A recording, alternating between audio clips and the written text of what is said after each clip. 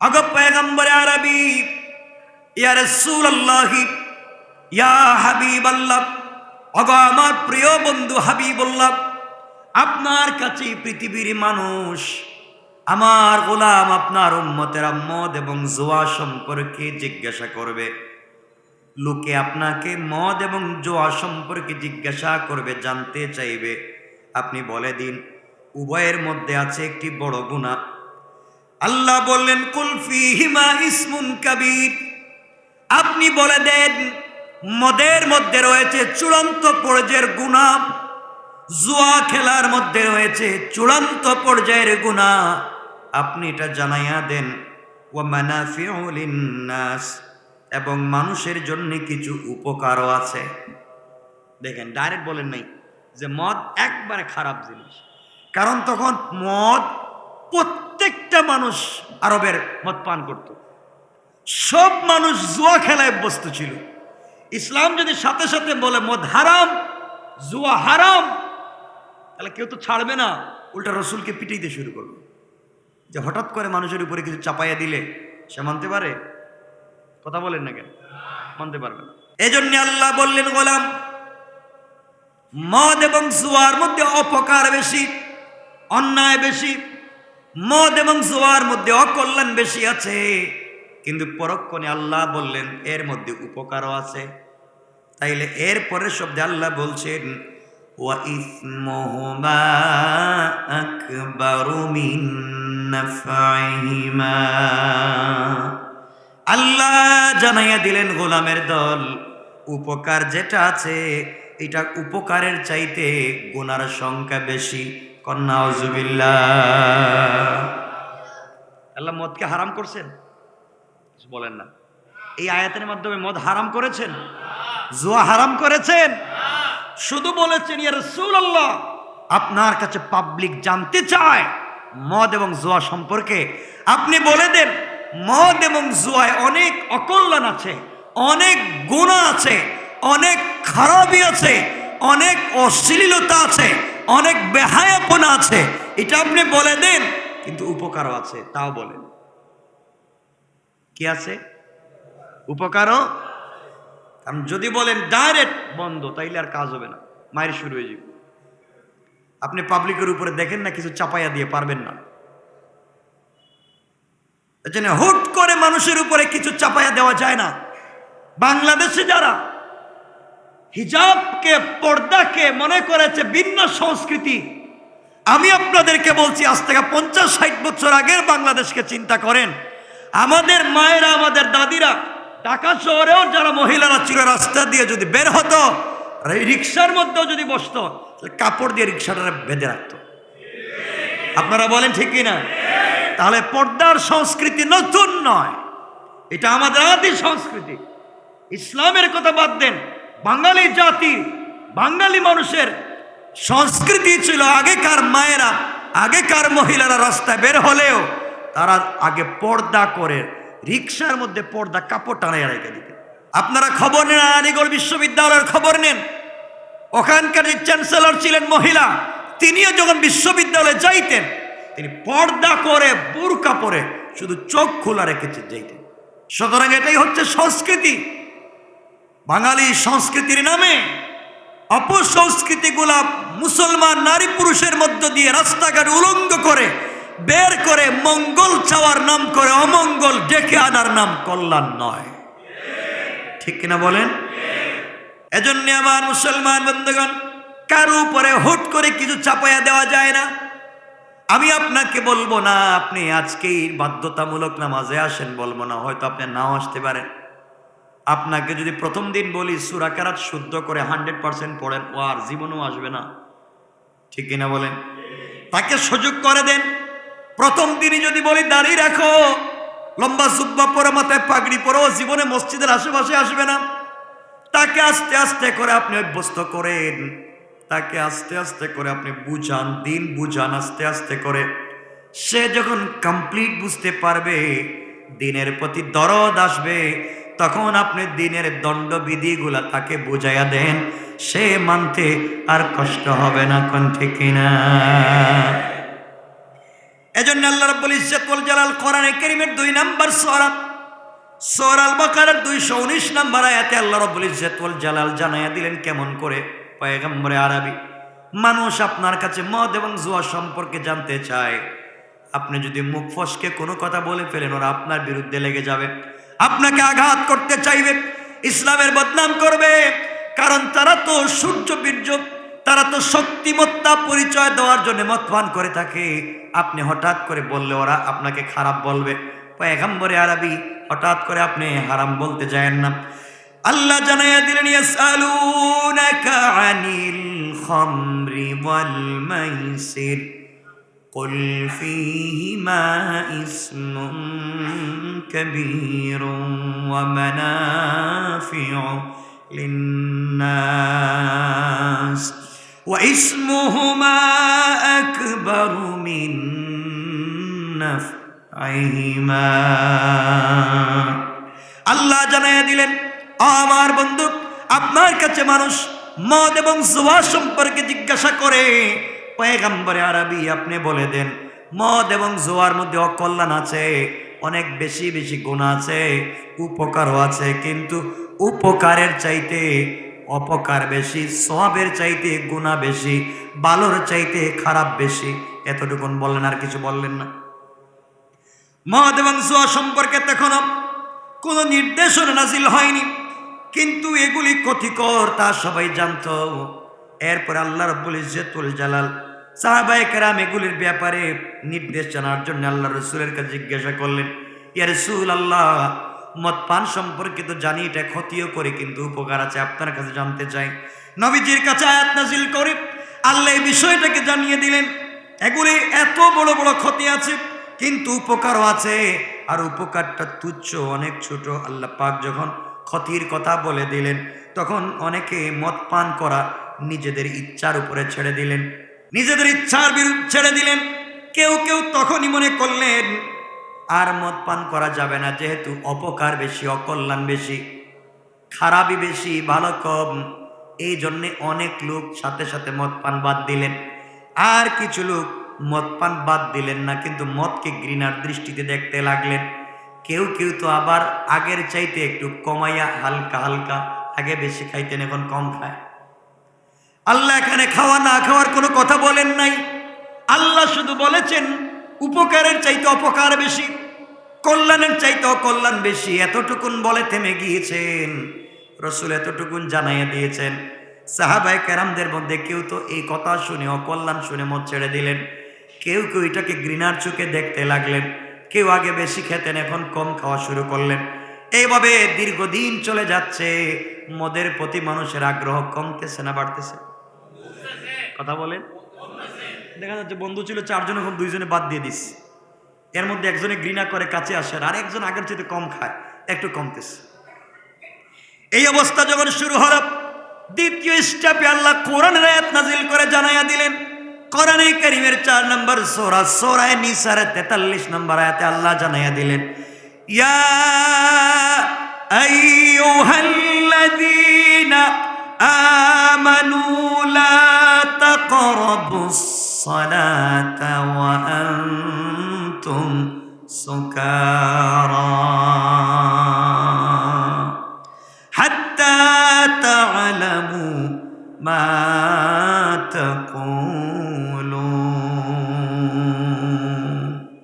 আল্লাহ রাব্বুল ইজ্জত ওয়াল জালাল জানায়া দিলেন, হে মুমিনগণ, যারা ঈমান এনেছো, যারা আমি আল্লাহকে ভালোবাসো, আমার রাসূলের পথে চলতে চাও, আমার কোরআনকে অনুসরণ করতে চাও, আমি আল্লাহ রাব্বুল ইজ্জত ওয়াল জালাল তোমাদেরকে জানায়া দিলাম, নেশাগ্রস্ত অবস্থায় তোমরা নামাজের নিকটবর্তী হয় না যতক্ষণ না তোমরা যা বলো তা বুঝতে পারো। এই আয়াতে আল্লাহ মদ হারাম বলেন নাই, এই আয়াতে আল্লাহ মদ ছেড়ে দাও বলেন নাই। এই আয়াতে মদ খেলে কবিরা গুনাহ হবে, মদ খেলে জাহান্নামে যাওয়া লাগবে, এমন কথা আল্লাহ বলেন নাই। আল্লাহ দয়া ভরে মুমিনদেরকে বলছেন, মুমিনেরা যারা আমি আল্লাহকে মানো, তোমরা রাসূলকে মানো, তোমাদেরকে বলতেছি তোমরা মদ পান করে নেশাগ্রস্ত অবস্থায় নামাজের কাছেও যাইও না। কোথায় যাইও না? নামাজের কাছেও যাইও না। নামাজ পবিত্র, নেশা অপবিত্র। কারণ তোমরা যদি মদ পান করে নামাজে যাও তাহলে কি বলো তোমরা তা বুঝবা না। এইভাবে দীর্ঘদিন চলতে লাগলাম। এখানে একটা ঘটনা আছে, নামাজে হযরতে আলীও ছিলেন, নামাজে কোরআনের সূরা কুল ইয়া আইয়ুহাল কাফিরুন ভুল পড়লেন। ঘটনা আমি আগেই বলছি, ঘটনা বলবো না। সাহাবায়ে কেরামের কাছে নামাজ খুবই প্রিয় ছিল। নামাজ সাহাবায়ে কেরামের কাছে বড় প্রিয় জিনিস ছিল। আল্লাহ যখন বলে দিলেন নেশাগ্রস্ত অবস্থায় নামাজ পড়তে নিষেধ করলেন, সাহাবায়ে কেরাম বুঝতে পারলেন প্রিয় জিনিস নামাজ, নামাজকে মদের জন্য ছাড়তে পারি না। এই জন্য আস্তে আস্তে তারা মদের প্রতি আকর্ষণ কমাইয়া দিলেন, নামাজের প্রতি দুর্বল হয়ে গেলেন। তাদের যত খুব গিয়ে পড়লো আর ঘৃণা পড়লো গিয়া মদের উপরে, এমন অবস্থার সৃষ্টি হলো। আল্লাহ তাআলা দেখলেন এখন মক্কার জমিনে আর কেউ মদ পান করতে চায় না, আরবে আর মদ পান করতে চায় না, কমে গেছে। 100 থেকে 20 80% পর্যন্ত বাদ দিয়েছেন। এখন পর্যন্ত আল্লাহ মদকে হারাম বলেন নাই। প্রথমে বলেছেন উপকারের চাইতে অপকার বেশি, ভালোর চাইতে খারাপ বেশি।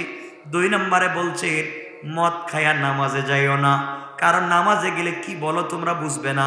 এখানে গিয়া বলতে পারো কুল ইয়া আইয়ুহাল কাফিরুন লা আ'বুদু মা তা'বুদুন, না বলে বলতে পারো লা তা'বুদুনা মা আ'বুদুন, তোমরা যার ইবাদত করো আমরা তার ইবাদত করি। নাউজুবিল্লাহ বল। অর্থ ছিল তোমরা যার ইবাদত করো আমরা তার ইবাদত করি না, আমরা যার ইবাদত করি তোমরা তার ইবাদত করো না। এই কথা না বলে উল্টা হয়ে যেতে পারে। এই জন্য আল্লাহ বলছেন তোমরা মদ পান করে নামাজে যাইও না।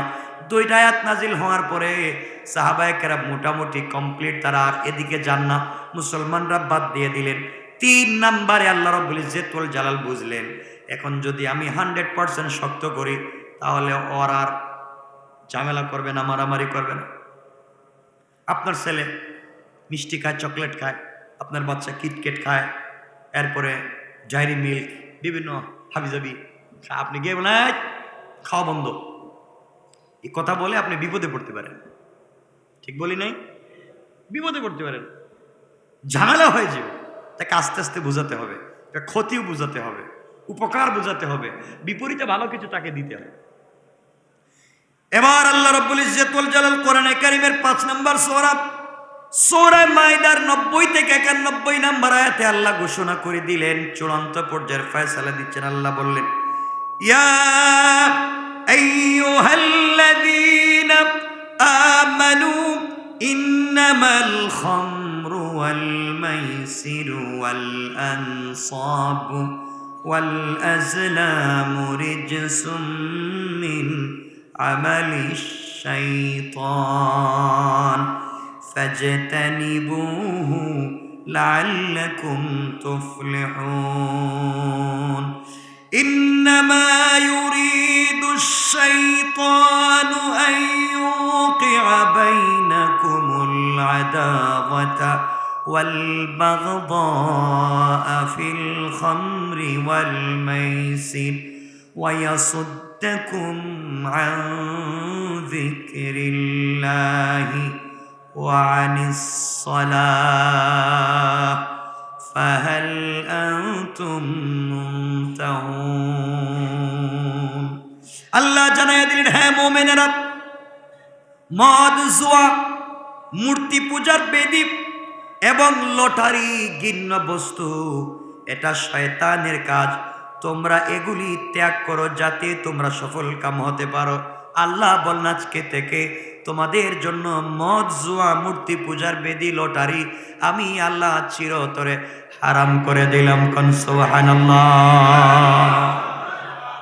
সুতরাং মদ খাওয়া যাবে না, জুয়া খেলা যাবে না, লটারি, গ্রিন লটারি খেলা যাবে না, আর মূর্তি পূজার বেদিতে গিয়া পূজাও করা যাবে, বলেন যাবে? এজন্য মুসলিম হইয়া ওখানে গিয়া শয়তানি করা যাবে না।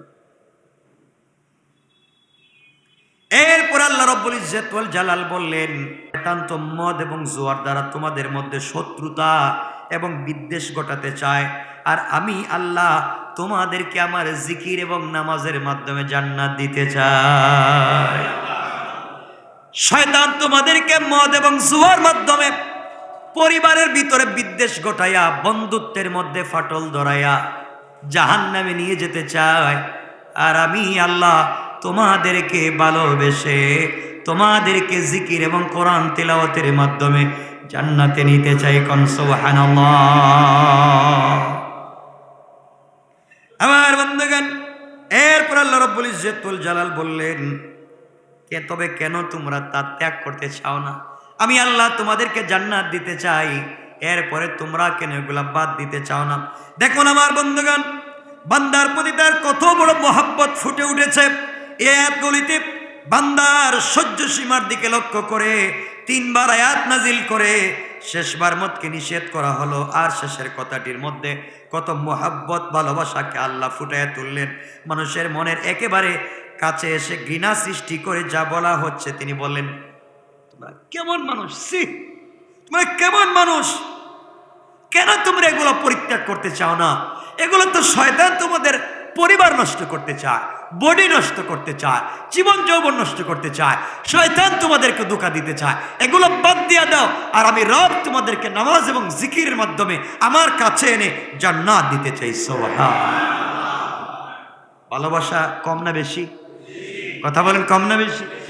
আল্লাহ বলছেন এখানে যুদ্ধ আমার এবং শয়তানের। শয়তান তোমাদেরকে মদ জুয়ার মাধ্যমে জাহান্নামে নিতে চায়, আর আমি তোমাদেরকে নামাজ এবং জিকিরের মাধ্যমে জান্নাতে নিতে চাই। সুতরাং ও আমার গোলাম, তোমরা শয়তানের পাল্লায় পড়ে জাহান্নামে যাইও না। আমি দিল ভরা ভালোবাসা নিয়ে বলতেছি, আসো, তোমরা আমার কাছে আসো। কেন এগুলা ছাড়বা না? এগুলা বাদ দাও, বিনা হিসাবে 8টা জান্নাত দিয়ে দিব। সুবহানাল্লাহ। এই সেম এইভাবে আল্লাহ রমজানের হুকুম বান্দার প্রতি আল্লাহর সেই রূপ মোহাব্বতের বাপ ফুটাইয়া তুলেছেন। যখন প্রথম রোজার হুকুম নাজিল হয়, কথাগুলো বুঝবেন, প্রথম যখন রমজানের হুকুম নাজিল হয় তখন নতুন মুসলমানদের পরিবারে রোজার প্রচলন ছিল না। রোজার হুকুম যখন প্রথমে নাজিল হয়, মুসলমানদের মধ্যে রমজানের প্রচলন ছিল না। তাই তাদের কষ্ট হবে আল্লাহ ভালো করে জানতেন। আজ যদি আমি বলি 100% রোজা রাখতে হবে, আল্লাহ বললেন তাহলে মানুষের কষ্ট হবে। এই জন্য আল্লাহ মানুষকে সান্ত্বনা দেওয়ার জন্য কষ্ট বুঝতে পেরে আল্লাহ বুঝলেন রমজানের প্রচলন তো এতদিন রোজা রাখবার কোনো প্রচলন তাদের নাই। নতুন মুসলমানরা এতদিন কেমনি রোজা রাখবে? হুট করে বললেই তোরা মানবে না, আরো বিদ্বেষপূর্ণ হয়ে যাবে। এই জন্য আল্লাহ প্রথমেই বললেন, ওয়ালাল্লাযীনা ইউতীকুনাহু ফিদিয়াতুন তুআমু মিসকিন। আল্লাহু আকবার। আল্লাহ বললেন, আর যারা রোজা রাখতে সক্ষম হওয়া সত্ত্বেও, রোজা রাখবার ক্ষমতা থাকবার পরেও, রোজা রাখবার শক্তি সামর্থ্য থাকবার পরেও রোজা রাখতে মন না চায়, তাদের দায়িত্বে রোজা রাখা লাগবে না। তারা যেন রোজার বদলা একজন অভাবগ্রস্তকে দান করে দেয়। কোন সুবহানাল্লাহ। সুন্দর করে বলছেন, আর যাদের ক্ষমতা আছে, শক্তি আছে, বডিতেও শক্তি আছে, সব থাকবার পরেও মন চায় যে আমি রোজা রাখবো না। রোজার শক্তি আছে, বডি ঠিক আছে, এরপরেও মন চায় রোজা রাখবো। বলেন রাখবো না? আল্লাহ বলছেন ঠিক আছে, তাহলে রোজা রাখার দরকার নাই। তোমার মন যখন চায় না, রোজা রাখতে চাও না, সব ঠিক থাকবার পরেও, তাহলে রোজা রাখার দরকার নাই। বিনিময়ে একজন অভাবগ্রস্ত গরিবকে একটা রোজার বিনিময় দিয়া দাও, বদলা দিয়া দাও। সুবহানাল্লাহ বললেন না? ডাইরেক্ট রোজা ফরজ করছেন, দেখেন বলছেন দিয়া দাও, সমস্যা। অর্থাৎ আল্লাহ বুঝাতে চাইলেন, বান্দার উপরে বুঝা আল্লাহ চাপিয়ে দেননি। মন চাইলে রোজা রাখো, আর না চাইলে ফিদিয়া দেও, বদলা দেও। মন চাইলে রোজা রাখো, মন না চাইলে বদলা দেও। তবে বান্দারে, তুমি মনে রাখো রোজার মধ্যে তোমার জন্য অনেক কল্যাণ রেখে দিয়েছি, তোমার জন্য উপকার হবে রোজা রাখলে। আমার বন্ধুগণ, আল্লাহ বুঝাতে চাইলেন, বান্দা যখন আস্তে আস্তে 1, 2, 4, 5, 10, 15টা করে রোজা রাখতে রাখতে অভ্যস্ত হয়ে পড়বে, তখন রোজার প্রতি একটা ভালোবাসা তৈরি হবে। তখন রোজার ছাড়তে মন চাইবে না। ঠিক কিনা বলে? এদের বাচ্চাদেরকে প্রথমেই বলবে না, রোজা রাখ সবটি, বাবা একটা রাখো, প্রতিদিন 3 বার খাও, তোমার 3টা রোজা হবে। প্রতিদিন 3 বার বাচ্চাকে খাওয়াইয়া বলেন যে তোমার 3টা রোজা হয়েছে। হ্যাঁ, মনে করবে বাপ, তাহলে তো ভালোই হয়েছে। এভাবে আস্তে আস্তে রোজার প্রতি ভালোবাসা তৈরি হবে। একদিন 2টা রাখবে, 1 বছর 5টা রাখবে, 1 বছর 10টা রাখবে, এক সময় দেখবেন পুরো 30টা রাখতে শুরু করেছে। ঠিক কিনা বলেন? একদিনে দিলে পারবেন। আল্লাহ রাব্বুল ইজ্জত ওয়াল জালাল বুঝাতে চাইলেন এত বড় উপকারী আল্লাহর মোহাব্বতের কেন আমরা 1 মাস রোজা রাখতে পারবো না গোলাম রে? আমাদের বিবেক এটা সহ্য করে না কেন? ফিদিয়া দিয়ে মুক্তি হতে চাও কেন? বদলা দিতে চাও কেন? এইরূপ হিম্মত যখন তাদের মধ্যে পয়দা হয়ে গেল, মানুষের মধ্যে যখন হিম্মত পয়দা হয়ে গেল, এখন মন চায় রোজা রাখতে, আল্লাহ নাজিল করে বললেন ওয়া আন তাসুমু খায়রুল লাকুম ইন কুনতুম তা'লামুন। আল্লাহ জানাইয়া দিলেন গোলাম রে, আর রোজাই তোমাদের জন্য অধিক ফলপ্রসূ, অধিক উপকার। যদি তোমরা এটা কত সুন্দর আমল, এটার কত বারাকা যদি তোমরা জানতে, কোনো দিন ছেড়ে দিতে না। কোন সুবহানাল্লাহ। তাহলে প্রথমে বলছেন রোজা রাখবার শক্তি থাকবার পরেও যদি রক্তে মন না চায় রাইকো না, বদলা দাও। এরপরে বলছেন যে তোমরা যদি জানতে রোজার মধ্যে কি উপকার আমি আল্লাহ রেখে দিয়েছি, তাহলে তোমরা জীবনে রোজা ছাড়তে না। সুবহানাল্লাহ বলেন। এই কথা নাজিল হয়ে যাওয়ার পরে সাহাবায়ে কেরামের মধ্যে হিম্মত তৈরি হয়ে গেল, শক্তি তৈরি হয়ে গেল, রোজা রাখবার মধ্যে অভ্যস্ত হয়ে গেলেন। ফিদিয়ার সুবিধা এই জামানায় আমরা পাইনি, আমরা ফিদিয়ার সুবিধা বুঝি নাই। সাহাবায়ে কেরামের জামানায় হিম্মত তো আমরা পেয়েছি। তারা যখন বুঝতে পারলেন রোজা রাখবার মধ্যে এত এত উপকার রয়েছে, তখন তারা আর সাথে সাথে রোজা ভাঙতে চাইলেন না, রোজা রাখতে চাইলেন, রোজা রাখা শুরু করে দিলেন। আর ওই সময় আল্লাহ রাব্বুল ইজ্জত ওয়াল জালাল এই আয়াতকে, এই বিষয়টাকে মনসুখ করে দিলেন, এই হুকুমটাকে মনসুখ করে দিলেন যে শক্তি সামর্থ্য থাকবার পরেও ইচ্ছা না থাকলে রোজা ছাড়ার ইচ্ছা আছে, শক্তি আছে, এরপরে চাইলা তুমি রোজা ছেড়ে দিবা, ফিদিয়া দিয়ে দিবা, এই সুযোগ এখন আর আছে? কথা বলেন আছে? নাই, ওইটা এখন আর সুযোগ নেই। আপনারা মনে মনে ভাবতেছেন তাইলে ঠিকই ছিল, আগের ওয়াজ পর্যন্ত ঠিক ছিল, যে শক্তি সামর্থ্য থাকলে রোজা না রাখলেও যদি চলে আমরা বদলা দিয়ে দিব। আল্লাহ বলছেন না, ওইটা এখন আর বাতিল। আস্তে আস্তে 1450 বছরে আমাদেরকে অভ্যস্ত করেছেন একদিনে। কথা বলেন একদিনে, এর জন্য আমরা রোজা ছাড়ব না। আল্লাহ রাব্বুল ইজ্জত ওয়াল জালালের পয়গম্বর বললেন আমরা সাহাবায়ে কেরামের জামানাত রোজার বদলার সুবিধা পাই নাই, কিন্তু আমরা সাহাবায়ে কেরামের মতো হিম্মত পেয়েছি।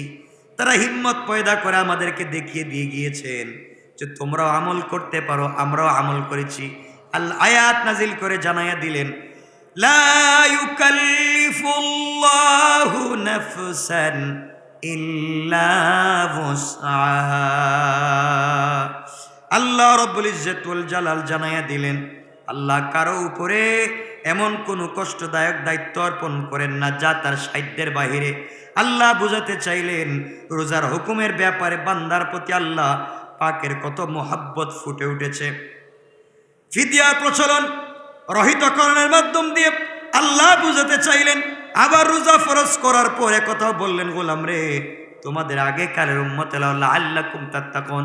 আল্লাহ রোজাকে ফরজ করার পরে আয়াত নাজিল করে বললেন ইয়া আইয়ুহাল্লাযীনা আমানু কুতিবা আলাইকুমুস সিয়ামু কামা কুতিবা আলাল্লাযীনা মিন ক্বাবলিকুম লাআল্লাকুম তাত্তাকুন। আল্লাহ বুঝাতে চাইলেন গোলাম রে, আমি আল্লাহ রোজা তোমার উপরে নতুন করে চাপাইয়া দেই নাই। কুতিবা আলাল্লাযীনা মিন ক্বাবলিকুম, তোমার আগে যারা ছিল তাদের উপরেও আমি আল্লাহ রোজা দিয়েছিলাম। কোন সুবহানাল্লাহ, আল্লাহু আকবার। তাহলে রোজা নতুন কোন জিনিস? কথা বলেন। আমার বন্ধুগণ, আল্লাহ বুঝাতে চাইলেন যেই কাজ একা করলে কষ্ট হয়, সেই কাজ যদি 10-15 জন মিলে করে কষ্ট মনে হয়নি? কথা বললেন। রোজা আমি একা রাখি না, সবাই, সব পৃথিবীর মুসলমান যখন একসাথে রোজা রাখে তখন কষ্ট মনে হয়? আনন্দই তো, রমজান তো আনন্দই বেশি হয়। আমার বন্ধুগণ, এরপর আল্লাহ রাব্বুল ইজ্জত ওয়াল জালাল বলছেন গোলাম রে, প্রথমে বলছি তুই বদলা দে, এরপরে রহিত করলাম, এরপরে বললাম রমজান তোমার উপরে চাপাইয়া দেই নাই, আগেও রোজা ছিল। এরপরে বলছেন গোলাম উপকার আছে যদি তুমি জানতে। এরপরে আল্লাহ আবার বলছেন গোলাম রে মনে করিস না বহুত বেশি দিছি। আইয়ামাম মাদুদা, খুব বেশি দিন না, গণনার কয়েকটা দিন। সুবহানাল্লাহ বলেন না। মাত্র গনে গনে 29টা আর 30টা, মাত্র গনে গনে কয়েকটা দিন রোজা কেন ছাইড়া দিবে, কেন বদলা দিবে? গোলাম তুই রোজা রাখ, রোজার বদলা কোনো ফেরেশতা দিবে না, রোজার বদলা আমি আল্লাহ দিব না, বরং স্বয়ং আমি আল্লাহ রোজার বদলা তোর জন্য হয়ে গেলাম। সুবহান, ঘোষণা দিলেন গোলাম রোজা রাখ, রোজা কেন আর ছাড়বি, আমি স্বয়ং রোজার বদলা। গোলাম তুই জানিস না রোজাকে আমি আল্লাহর ঢাল বানাইয়া ধরলাম। যুদ্ধের ময়দানে ঢাল থাকলে তীরের আঘাত যেমন শরীরে লাগে না, কেউ যদি রোজা রাখতে পারে কিয়ামতের দিনে আমি আল্লাহ রোজাকে ঢাল বানাইয়া রেখে দিলাম। ওই ঢালের মাধ্যমে আমি আল্লাহ রোজাদারকে জাহান্নাম থেকে বাঁচাইয়া জান্নাতের স্পেশাল গেট রাইয়ান দিয়া জান্নাতে প্রবেশের ওয়াদা দিলাম। কোন সুবহানাল্লাহ। আমার বন্ধুগণের পর আল্লাহ বললেন,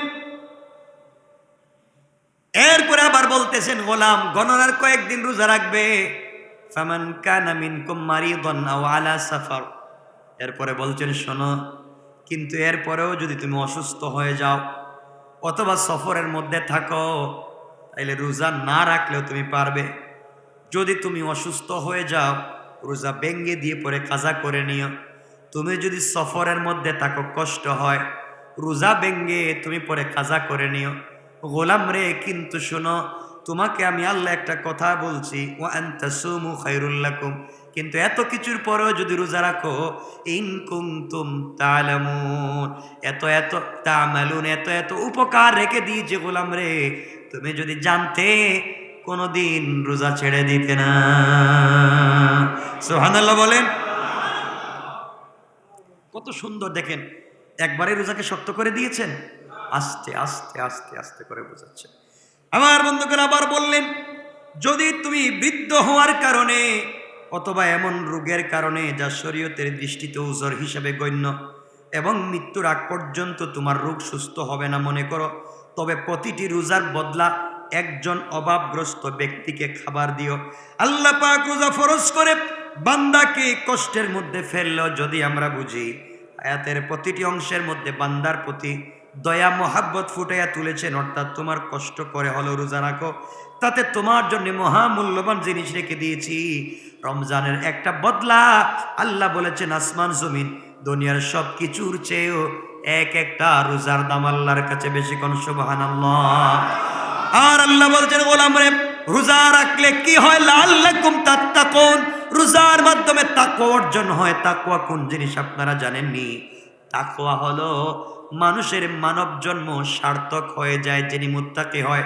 আল্লাহ বলেছেন তাকওয়ার এমন একটা শক্তি রয়েছে যেই শক্তির মাধ্যমে আমি আল্লাহ বলছি রোজা রাখলে মুত্তাকি বানিয়ে তাকওয়া অর্জন করার সুযোগ দিব। আর যারা তাকওয়া অর্জন করতে পারবে গোলাম, তাকওয়ার এমন শক্তি রয়েছে যে শক্তির মাধ্যমে 7টি জাহান্নামের আগুনকে নিভিয়ে দেয়া 8টা জান্নাতের দরওয়াজা তাকওয়া খুলে দিতে পারে। কোন সুবহানাল্লাহ। আল্লাহ এরপরে বললেন তাকওয়া অর্জন করলে হয় কি? এরপরে বলছেন ফামান যুহজিহানিন নারি ওয়া উদখিলাল জান্নাতা ফাকাদ ফাজ।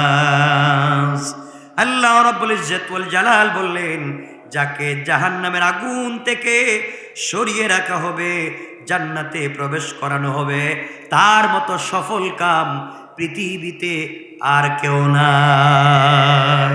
সুবহানাল্লাহ বলেন। এই জন্য আমার বন্ধুগণ, কষ্ট হচ্ছে আপনাদের, আমরা কয়েক মিনিট রেখে দেব। আমার বন্ধুগণ রোজা রাখবো, রোজার হিকমত হলো দুটা, রোজার হিকমত হলো দুটা, খুব ভালো করে বুঝবেন আমার বন্ধুগণ। এই জন্য আমরা রোজা রাখবো। মানুষ দুটা জিনিস দিয়ে গঠিত, এটা তো আজকেই বলেছি। মানুষের দেহ একটা, রূহ হলো একটা। দেহ যে জিনিস দিয়ে তৈরি হয়েছে, পানি, মাটি, আগুন, বাতাস, 4 জিনিস দিয়া দেহ তৈরি হয়েছে। এই জন্য দেহর খাবার হচ্ছে 4 জিনিস। আর এই রূহটা তৈরি হয়েছে আল্লাহর হুকুম দিয়া, এই জন্য আল্লাহর হুকুম মানতে হয়। আল্লাহর হুকুম যদি না থাকে দেহ থাকবে পোকায় খাবে, রূহ থাকবে না। এই জন্য রূহকে তাজা করবার জন্য আজকে অনেক কথা বলেছি। আমার বন্ধুগণ, যেই জিনিস নষ্ট হয়ে যায় এই জিনিস মানুষের দামি জায়গায় রাখে না, ফেলে দেয়, ঠিক না? মিষ্টি ভালো জিনিস না, আর খারাপ? দেখবেন আপনি দামি দামি সুইটসের দোকানে যাবেন, মিষ্টিগুলোকে গ্লাসিং করে রেখে দিয়েছে, না রাখছে না? নষ্ট হওয়ার পরে রাখে কোথায়? ফেলায় একবার ডাস্টবিন, ময়লা হয়ে গেছে। যে জিনিসটাকে ভালো জায়গায় রাখলো নষ্ট হওয়ার পরে ফেলে দেয়। আপনার কোটি টাকা দামের ফ্ল্যাট আছে, আপনার শরীরে 1 কোটি টাকা দামের কাপড় আছে, আপনার রূহ যদি না থাকে, হাত পাও সব আছে, রূহ নাই, আপনি পচা, আপনাকে প্যাকেটিং করে মাটির নিচে রাখতে হচ্ছে যদি দুর্গন্ধ যেন না ছড়ায়, ঠিক কিনা বলেন? আপনি পচা। এই জন্য আল্লাহ বলছেন, গোলাম রূহকে তুই বিজয়ী কর। এখন আপনাদেরকে বুঝাবো, আপনাদেরকে ছোট্ট করে 1-2 মিনিটে বুঝাইয়া দেই কি হচ্ছে। ইতিহাসের ভিতরে পাওয়া যায়, তারিখে পাওয়া যায়, একবার আল্লাহর পয়গম্বর মুসা আলাইহিস সালাতু ওয়াস সালাম আল্লাহ পাকের কাছে আরজ করলেন, জিজ্ঞাসা করলেন, আল্লাহ তাআলা আপনি কত সুন্দর করে, কত যত্ন করে মানুষকে সৃষ্টি করেছেন, নিজের হাত দিয়া কপাল তৈরি করলেন, কণ্ঠনালী, কাঁধ, গাল, ঠোঁট নিজের হাতে তৈরি করেছেন। আল্লাহ তাআলা আপনি মানুষকে নিজের কুদরতের হাতে বানাইছেন, আবার সেই মানুষকে কেনই বা আপনি জাহান্নামের আগুন দিয়ে জ্বালাবেন? আমি জানতে চাই, আল্লাহ তাআলা আমি জানতে চাই, কোন জিনিসকে মানুষ নিজের হাত দিয়ে বানালে, মানুষ তো একটা বিড়াল পুষলে তার প্রতি দরদ লাগে, একটা পাখি লালন পালন করলে তার প্রতি ভালোবাসা তৈরি হয়, একটা কুকুরকে লালন পালন করলে তার প্রতি দরদ তৈরি হয়ে যায়। আল্লাহ তাআলা আপনি নিজের হাতে মানুষ তৈরি করলেন, এই মানুষকে কেনই বা আবার আপনি জাহান্নামে নিক্ষেপ করবেন? আমি কিছুই বুঝতে পারলাম না। আল্লাহ পাক বললেন, মুসা পয়গম্বর তুমি নিশ্চয় বুঝতে পারলে না আমি আল্লাহ কেন আদম নিজের হাতে তৈরি করেছি, কেনই বা তাদেরকে আবার জাহান্নামের আগুন দিয়ে জ্বালাবো? তুমি আমার কাছে জানতে চেয়েছো। মুসা উত্তর কি জানতে চাও? হে আল্লাহ আমি উত্তর জানতে চাই। আল্লাহ বললেন, মুসা রে, উত্তর জানবার আগে তোমাকে একটা কাজ করা লাগবে। আয় আল্লাহ, এক কাজ কেন, 100 কাজ করতে পারবো, এরপর কেন জ্বালাইবা আমাকে বুঝাইয়া দেওয়া লাগবে। কোন সুবহানাল্লাহ। আল্লাহ কি দিবেন না? কথা বলেন না কেন? এবার মুসাকে আল্লাহ বললেন, মুসা ধান চিনুনি? ধান? মুসা বললেন, আল্লাহ ধান কেন চিনবো না? ও মুসা, ধান অথবা ভুট্টা, জব, গম চাষ করো, বদরের ধান চাষ করো। মুসা আলাইহিস সালাম আল্লাহর কথা বললেন, আল্লাহ তাআলা ধান চাষ করতে আমার আপত্তি নেই, জীবনে কাজ করিনি, কাজ করব, কিন্তু বলা লাগবে কেন আপনি মানুষকে আগুন দিয়ে জ্বালাইবেন? সুবহানাল্লাহ বললেন, একটু জোরে পড়েন সুবহানাল্লাহ। আল্লাহ বলেন, মুসা উত্তর দিব, আগে ধান চাষ করো। মুসা আলাইহিস সালাতু ওয়াস সালাম অনেক কষ্ট করে 1 খণ্ড জমিতে ধান চাষ করলেন, তারপর সেখানে বীজ বপন করলেন, অতি যত্নে জমির চারিদিকে বেড়া দিয়ে ঘেরা দিলেন। তারপর চারা গজিয়ে যখন উঠল, আমার বন্ধুগণ একটা জমিকে তিনি ঠিক করলেন, ঘাস পরিষ্কার করলেন, পানি সেচ করলেন, এখানের মধ্যে ধান ছিটাইয়া দিলেন, চারদিক দিয়ে বেড়া দিলেন যেন বকরি, ছাগল, দুম্বা, উট ঢুকতে না পারে। এরপরে চারিদিকে গাছের আগাছা পরিষ্কার করলেন। তারপর ধানের গাছগুলা যখন বড় হয়ে গেল, ফসল ধরতে লাগলো, গাছগুলি ফসল ধরার পরে তিনি কেটে বাড়িতে নিয়ে গেলেন। চিন্তা করেন, একটা ধানের চারা লাগাতে আগে জমিতে পানি সেচ করলেন, জমি থেকে ঘাস পরিষ্কার করলেন, হাল চাষ করলেন, এরপরে বাহির দিয়ে বেড়া দিলেন, ভিতরে ধান ফেললেন, চারা হলো, এরপরে আবার আগাছা পরিষ্কার করলেন, পানি দিলেন, সার দিলেন, বিষ দিলেন, এত কিছুর পরে গাছ বড় হলো, নিজের হাতে কাটলেন, কেটে বাড়িতে নিয়ে আসলেন, ধানের দানাগুলি বাড়িতে এনে মাড়াই করলেন, মাড়াই করে দানাগুলি অতি যত্ন সহকারে দানাগুলিকে রত্ন মনে করে তিনি গোলায় ভরে রেখে দিলেন। আপনারা কি বলেন? গোলায় ভরে তিনি রেখে দিলেন। আর খড়কুটাগুলাকে তিনি আগুন দিয়ে পোড়াইয়া দিলেন। খড়কুটা মানে কি? খেড়। আপনারা কি বলেন? খেড়ই তো বলেন। খেড়গুলাকে তিনি আগুন দিয়ে পুড়ে ফেললেন, দানগুলাকে তিনি গুলায় ভরে দিলেন। এবার আল্লাহ পাক রব্বুল ইজ্জতুল জালাল মুসাকে বলেন, মুসা তোমার কাছে প্রশ্ন করে জানতে চাই। আল্লাহ কি জানতে চান? বড় কষ্ট হচ্ছে। আল্লাহ বলেন, মুসা তুমি জবাব দাও। তুমি রুদ্রে পুড়ে, অতি কষ্ট করে রুদ্রে পুড়ে, বৃষ্টিতে ভিজে, পরিশ্রম করে, যত্ন করে যেই দানের গাছগুলা তুমি রোপণ করলে, আগাছা পরিষ্কার করলে, পানি সেচ করলে, কেন রে মুসা সেগুলিকে তুমি পুড়ে ফেলে দিলে? মুসা, তুমি যে গাছ, ধানের গাছগুলাকে বাঁচাবার জন্য বিষ দিলে, সার দিলে, নিজে সার দিয়া বড় করলে, নিজে পানি দিয়া বড় করলে, পুকে না ধরার জন্য বিষ দিলে, এরপরে বেড়া দিলে যেন বকরি ছাগল না খায়, এরপরে তুমি এগুলা কেটে আনলা, ধানগুলাকে গুলায় রেখে গাছগুলা পুড়াইয়া ফেললা কেন? আমি বুঝতে চাই, এত কষ্ট গাছের জন্য করলা, তাকে পুড়াইয়া দিলা কেন? মুসা জবাব দিলেন, আল্লাহ তাআলা, হে রব্বে মাজিদ, ওগো আল্লাহ, এই জন্য পুড়িয়ে দিয়েছি, আমার উদ্দেশ্য ছিল দানের দানা। গাছ আমার উদ্দেশ্য ছিল না, আমার উদ্দেশ্য ছিল দান, দানাগুলো আমার উদ্দেশ্য। গাছ আমার উদ্দেশ্য ছিল না। দানের চাষ করেছি শুধুমাত্র গাছের জন্যে না, দানার জন্যে। আয় আল্লাহ তাআলা, দানের চাষের পরে যেগুলা রত্ন হয়েছে, যত্ন করে সেগুলাকে গুলায় ভরে রেখে দিয়েছি। আর যে গাছগুলা আবর্জনা হয়েছে সেগুলা আগুন দিয়ে পুড়ে ফেলে দিয়েছি। আল্লাহ বললেন, ও মুসা, তাহলে তোমার জবাব নাও।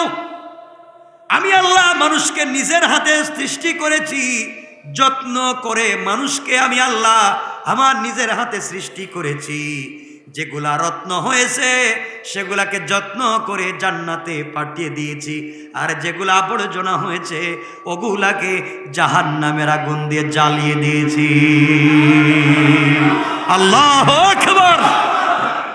তোমার যেমন উদ্দেশ্য গাছ ছিল না, দানের দানা ছিল, আমার উদ্দেশ্য ছিল জাহান্নামী না জান্নাতি। এই জন্যে যারা রত্ন হয়েছে তাদেরকে জান্নাত, আর যারা আগাছা তাদেরকে জাহান্নাম। আর এই রত্ন বানাবার জন্যে আল্লাহ বলেছেন রমজান দিয়েছি, রমজানের মাধ্যমে তাকওয়া অর্জন হয়ে যায়, তাকওয়ার মাধ্যমে গোলাম রত্ন হয়ে যায়, রত্ন হয়ে গেলে স্পেশাল দরজা রাইয়ান দিয়া তাকে জান্নাতে দিয়ে দেয়। সুবহানাল্লাহ, জোরে পড়েন না সুবহান। আর কেমনে বুঝালে বুঝবেন বলেন? আমার তো আর বুঝাবার শক্তি নেই। যতটুকুন ছিল সর্বস্ব দিয়ে আপনাদেরকে বুঝাচ্ছি।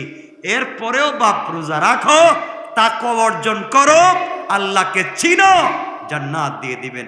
আর যদি না করি তাহলে আমরা আগাছার আবর্জনা, আমরা জাহান্নামে যাওয়া লাগবে। আল্লাহ আমাদেরকে হেফাজত করুক। সবাই বলেন আমিন। আল্লাহুম্মা সাল্লি আলা মুহাম্মদ ওয়া আলা আলি মুহাম্মদ কামা সাল্লাইতা আলা ইব্রাহিম ওয়া আলা আলি